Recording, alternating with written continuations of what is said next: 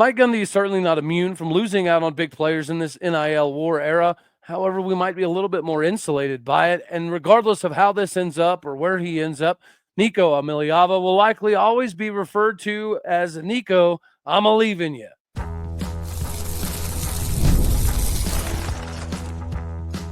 You are Locked On Oklahoma State, your daily podcast on the Oklahoma State Cowboys, part of the Locked On Podcast Network, your team every day.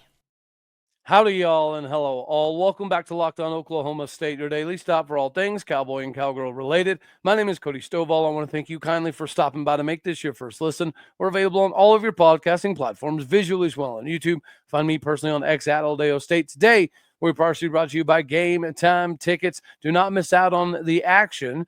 Download the Game Time app today, create an account, and use the code Locked On College, all one word, for $20 off your first purchase. We're going to shift right into the conversation that is, of course, grabbing headlines across the country, and that is Tennessee's Nico Iamaleava leaving in the middle of spring to pursue more NIL dollars. And it appears as though Tennessee basically had to decline to get in a further NIL battle. Why this is problematic for all of college football is primarily because the reason Nico went to Tennessee was because they gave them the biggest NIL package coming out of high school, and this is showing that there is no loyalty whatsoever. The timing of it is problematic, and this brings the point in where conversations have been brought up about changing some of the windows for the portal. Like, you shouldn't have portal in the middle of the postseason, especially if you're a CFP team trying to get ready for a national championship, knowing that you're going to have a contingent portion of your roster that is looking elsewhere. And this is obviously difficult from a parental perspective, because you want your kid to battle through adversity. You want them to show some loyalty, but at the same time, you want them to play. So there's always going to be people in the camps of the players in their ear talking about, well, Oklahoma State might be great, or Texas Tech might be great, or Tennessee might be great, but this place is going to let you play more. That's a good conversation to have. But it's a different conversation when it's all about money. The NIL not having bumpers put on it by the NCAAs would allow this whole thing to get absolutely crazy.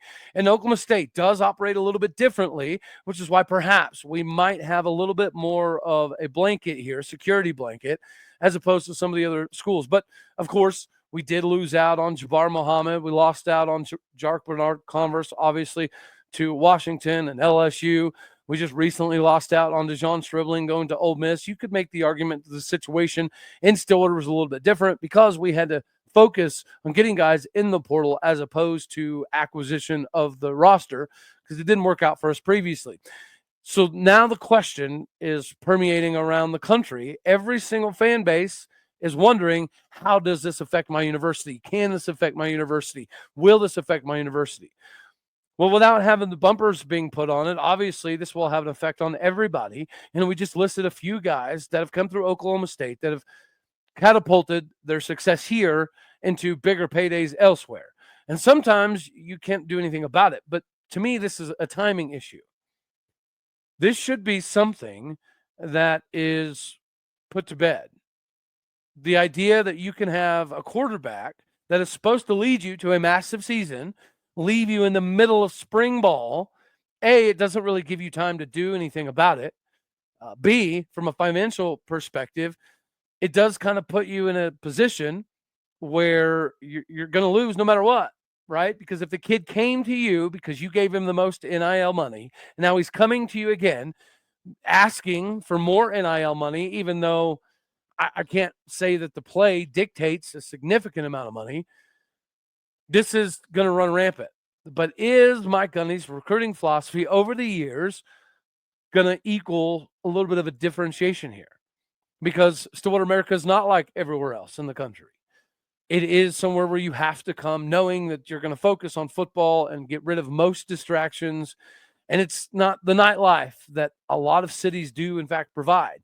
And we're a diehard fan base, but we're not a massive fan base, right? So you're not going to get the same love and accolades as you would at even a Tennessee, because Nashville is a very happening place that has several NIL donors that are willing to participate in making that atmosphere much more advantageous for high school recruits.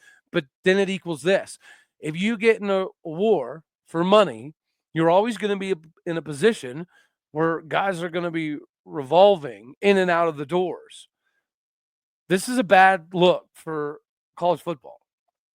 It is a bad look for all of the schools in the country that are competing for quarterbacks, because that is a position that garners the most money, traditionally speaking. And the age-old adage is you go as the quarterback goes. And Oklahoma State's had some down times at quarterback. We've also had some NFL-level dudes come through here, with Oklahoma State having 4 adequate quarterbacks that seem to be physically capable of playing at this level, or have already proven that they can physically play at this level. The laws of averages indicate that we're likely to lose one. But then it goes to, well, who is the guy that is the most talked about, especially recently? It's been Haas Haney. So for Oklahoma State fans, what would it look like for Haas Haney to get offered a bunch of dollars? Now, thankfully, this is why I feel like we're insulated against this a little bit. Haas Haney did get offered a lot more money elsewhere. And the reason that he chose Oklahoma State is primarily because of the familiarity with Kevin Johns, quarterback coach, due to their time back at Duke. And then also, obviously, Doug Meacham being at TCU and Haas Haney was there, being part of that offense, understanding what Doug Meacham is looking for out of the wide receiver room and what the quarterbacks need to be looking for from the wide receivers, route trees and perspective angles that they're going to need to take. That's all intriguing to him. Of course, there's an NIL perspective in this, but it just begs the question, will this have ramifications in Stillwater? Technically, not necessarily. Like, I don't think that Oklahoma State's in a position where somebody's going to swoop in and offer Haas Haney millions and millions and millions of dollars and steal him away. Or somebody's going to, come in and offer so much money to a Garrett Rangel that he just has to move on. I don't know that that's going to happen right away, but we know what happened with Ollie Gordon. We know there was a lot of pursuit for Nick Martin. There was a lot of pursuit for Kendall Daniels because he's got the prototypical NFL body. If OU could kind of get that motivational factors back out of him, no doubt Kendall Daniels could live up to that billing.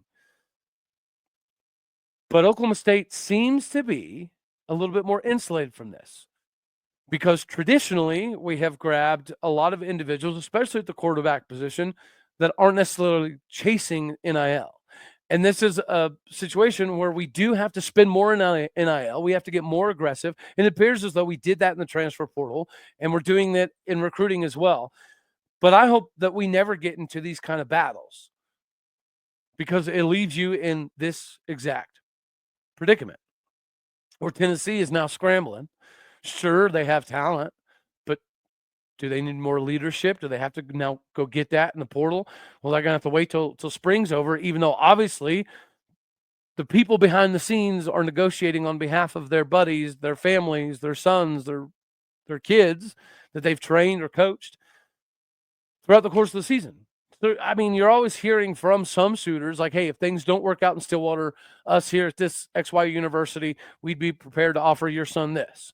So we know it happens. It's never going to stop happening, even with this new third-party designation that is supposed to be more focused on making sure things are done appropriately, unlike the NCAA.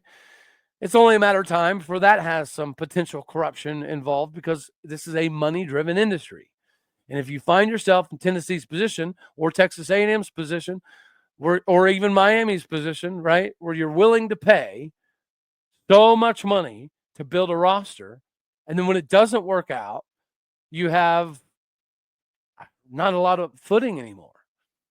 So this is perfect for a university like Oklahoma State, where you do have to merge some NIL, you do have to take some swings at some heavy hitters, but you also need to continue to get the 3-star guys that love Oklahoma State, that want to be here, that want to be in the Big 12, that are looking for equal compensation, right? If you have an Ollie Gordon season, you do want to get paid. Doesn't mean you have to get Bama money, Oregon money.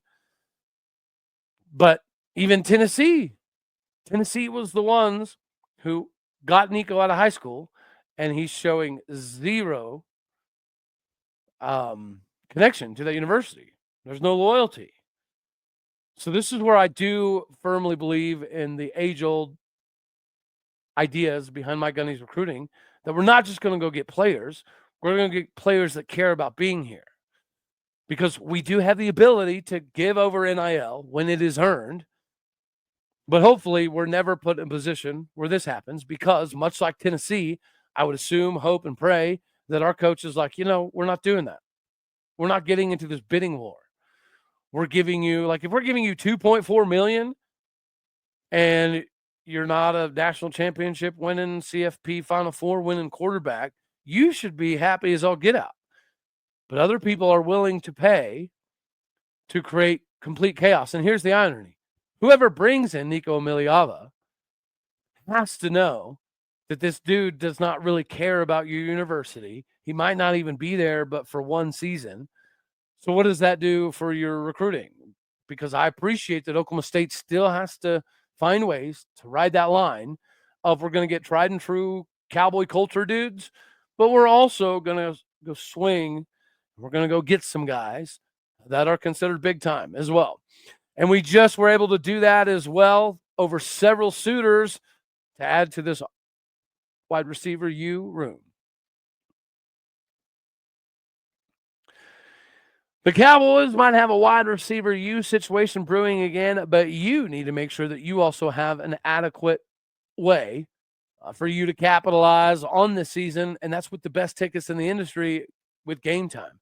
Ladies and gentlemen, you know that Game Time is the best in the industry with the 360-degree panoramic angles of the seats, so you know exactly what you're getting before you get in there. The NBA playoffs is here to provide more electricity for you. It's every bucket, every defensive stop, every big moment can feel more electric if you're in the arena. Game Time can help you be a part of that without the stress of the last-minute ticket hunting. Game Time makes it fast and easy for you to get playoff tickets, even when demand is sky high. Prices on the app actually go down as tip-off gets closer, and their last-minute deals can save you up to 60%. Save up to 60% off of buying last-minute tickets for sports, concerts, music, theater, doesn't matter. Game Time has you covered. The all-in pricing means there's no surprise fees at checkouts, so you know exactly what you're paying. Take the guesswork out of you buying tickets with Game Time. Download the Game Time app, create an account, and use the code LOCKEDONCollege, all one word, for $20 off your first purchase. Terms apply. But again, create that account, redeem that code, LOCKEDONCOLLEGE, Locked On College, all one word, for $20 off. Download Game Time today. It is last-minute tickets, lowest prices, guaranteed.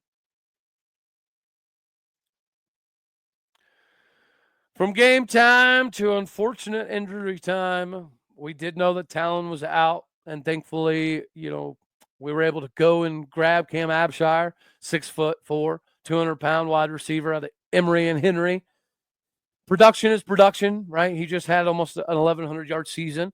When you lose a 50-50 ball guy and you're down to just a few, obviously, I think Shotomide-King is going to be an absolute star, but you have to have some dudes on the other side. And with Talon Shetter now being confirmed by RA to be out for the season with an ACL, we have now turned to Christian Fitzpatrick out of Marshall, who comes in with a little under 900 yards during his career. But the two biggest factors were his last two seasons. His first couple of years, it took him a little bit to get the speed of the game and everything to that degrees down.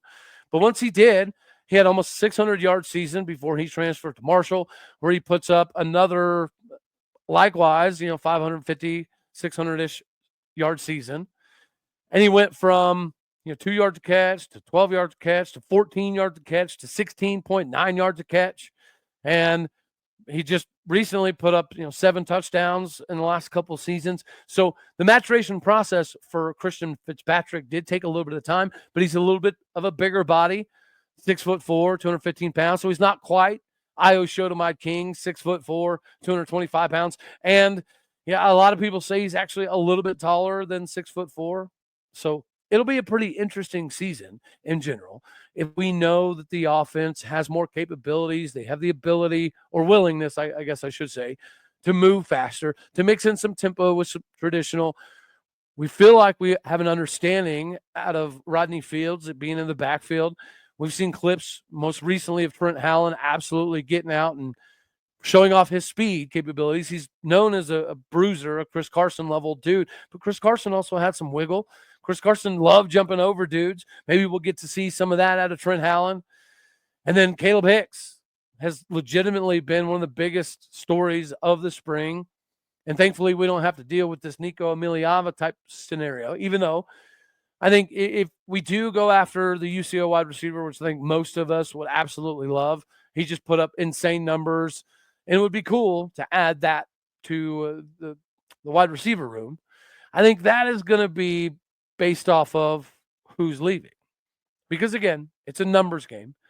As Mike Gundy said, if we had 32 transfers, we might begin the season with 25 of them, because there's going to be a group of people that come in that realize they don't necessarily fit into the scheme, or they don't fit in the system, or they don't necessarily want to play this position this way because it's foreign to them. They can't understand it. They can't get the playbook down, whatever. There's several reasons why somebody might transfer outside of a Nico, I'm leaving you and I need millions of dollars reasonings. So if we do, in fact, go after another wide receiver, I think it's likely because we have a decent indication that there's going to be another wide receiver or two that jump in the portal.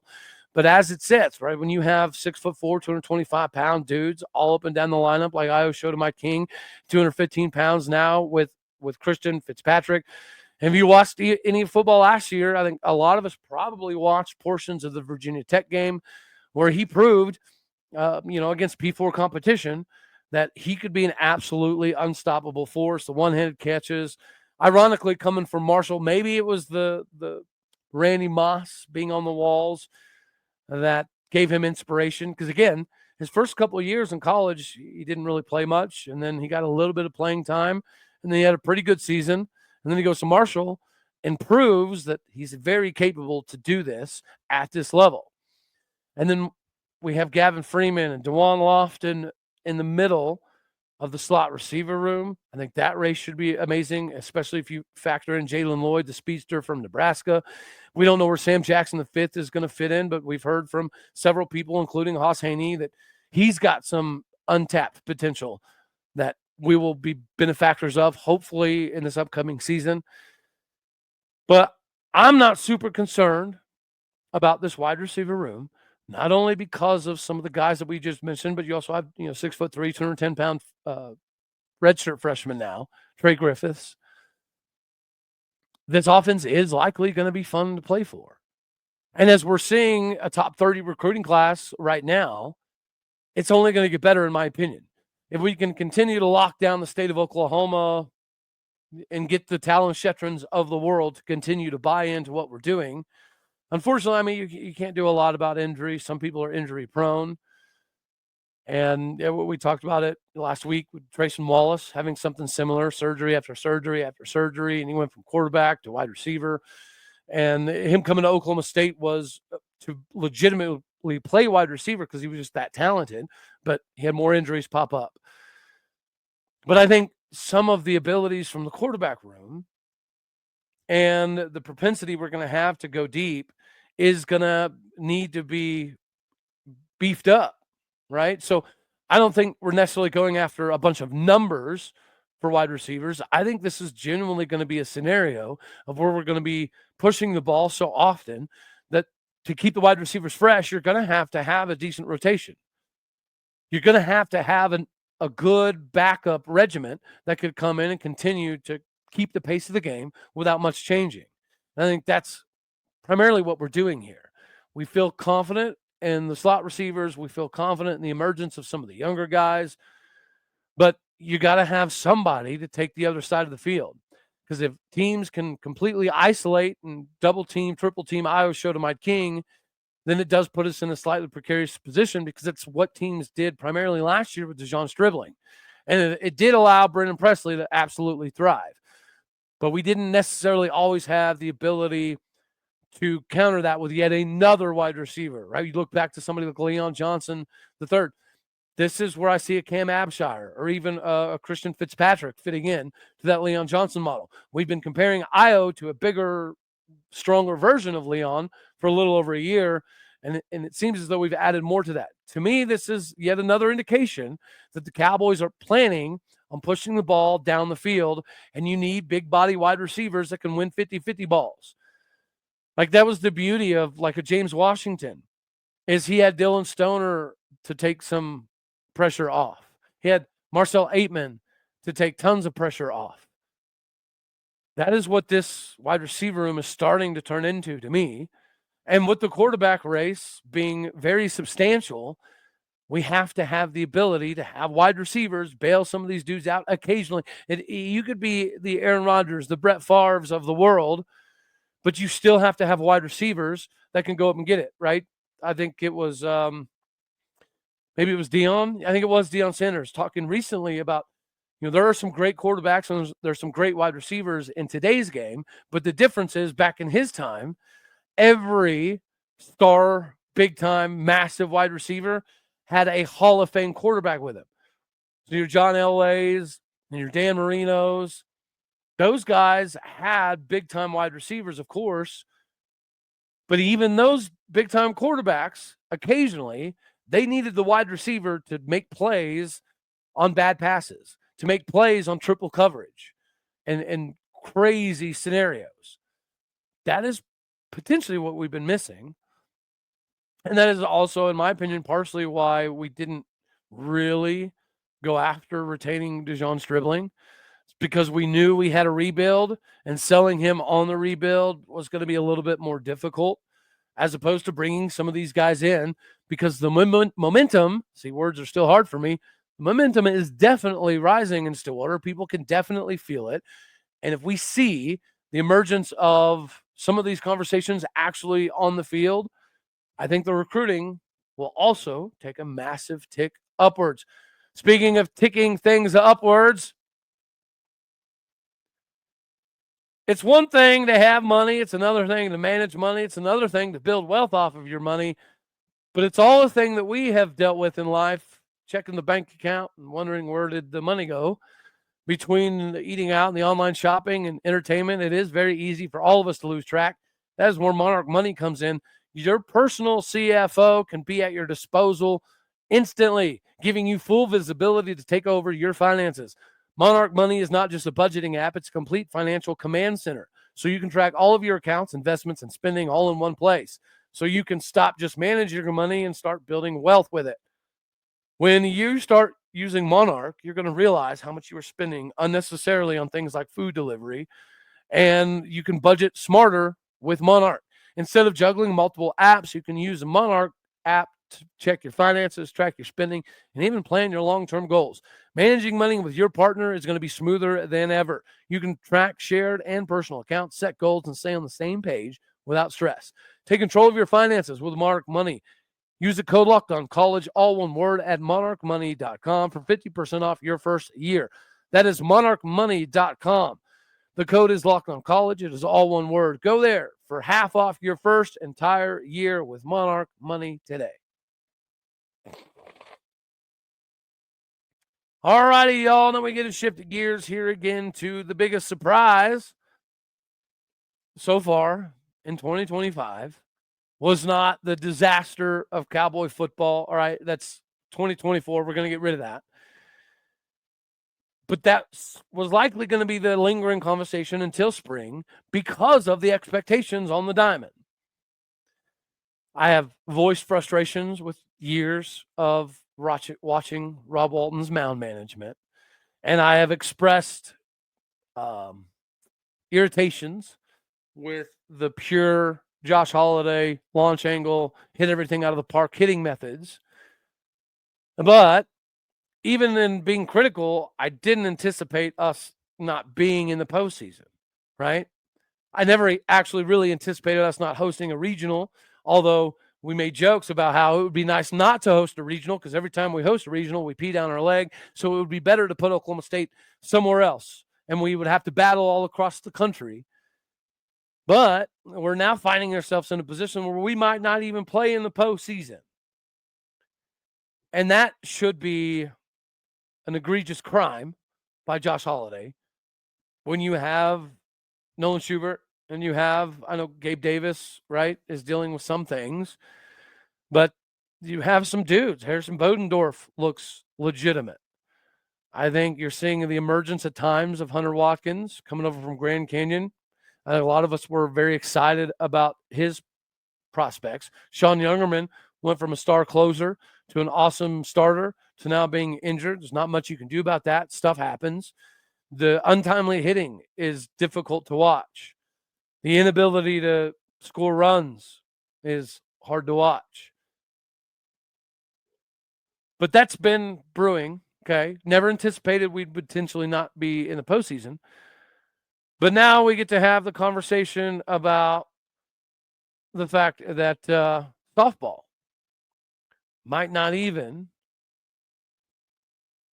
I don't want to say, host or not host, but, losing this series to Iowa State wasn't something that we thought about for a long time.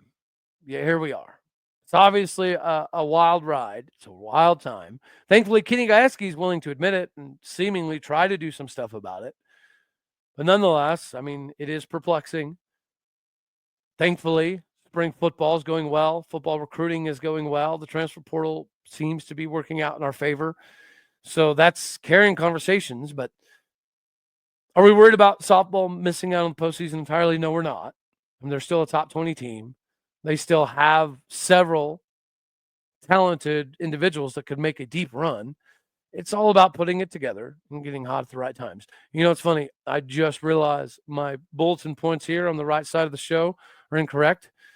But the show's almost over, so it is what it is. It was supposed to talk about Nico Iamaleava, effects in Stillwater, the new wide receiver, dude, and Christian Fitzpatrick. And then we were going to talk about the surprises on the diamond, but we've done that. So I apologize for not having the bulletin board thing done right. So I appreciate you all for sticking through this. I reckon that's all we're going to have for this one right here. As always, I love you. God bless. Go Pokes. Thank you for tuning in to make this your first listen here in Locked On Oklahoma State. You could be anywhere. Very happy you choose to be here. Do me a favor, hit the like button. Dislike it if you didn't like it. That's okay too. More importantly, share, comment, and subscribe. My podcast people out there, you know what you do. You are the glue that keeps this thing together. You are the engine that makes this thing run. I appreciate you. I've been seeing the reviews tick up. Need more of it. Thank you very much, everybody. Go hit the reviews. Leave the stars. Do what you do. Later, taters.